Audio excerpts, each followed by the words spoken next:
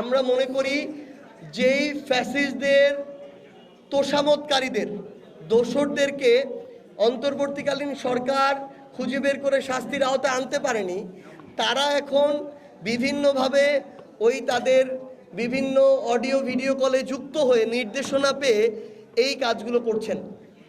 এই জায়গায় গুরুত্বপূর্ণভাবে তদন্ত করা উচিত এবং অন্তর্বর্তীকালীন সরকারের সুশীল মনোভাব, দয়াপ্রবণ মনোভাব থেকে বের হয়ে যারা অপরাধী তাদের বিরুদ্ধে ব্যবস্থা নিতে হবে।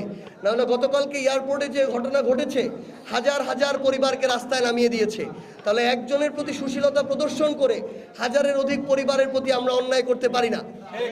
আমরা অন্তর্বর্তীকালীন সরকারকে একটু শক্ত এবং দৃঢ়ভাবে ব্যবস্থা নিতে দেখতে চাই, তাহলে নির্বাচনকালীন সময়ে তাদের প্রতি রাজনৈতিক দল এবং জনগণের একটা আস্থা তৈরি হবে।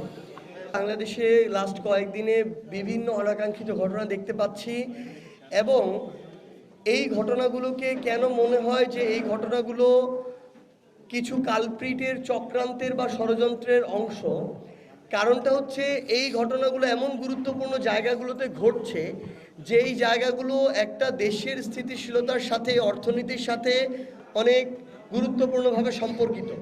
এবং এটা যখন সিরিজ আকারে প্রত্যেক দিনই একাধিক জায়গায় করা হয় এবং এমন গুরুত্বপূর্ণ জায়গায়, যেই গুরুত্বপূর্ণ জায়গায় এগুলো হওয়ার কথা নয় বা পূর্বে এগুলোর ইতিহাস দেখা যায় না, এনসিপি তাদের জায়গা থেকে যদি প্রয়োজন হয় এককভাবে নির্বাচন করবে।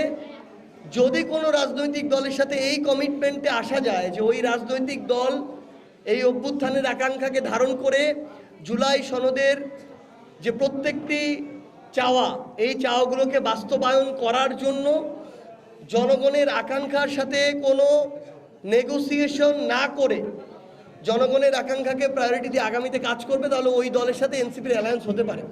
এখনও হয়নি, আলোচনা চলছে। আলোচনার সিদ্ধান্ত হলে আপনারা আপনাদের জায়গা থেকে জানতে পারবেন।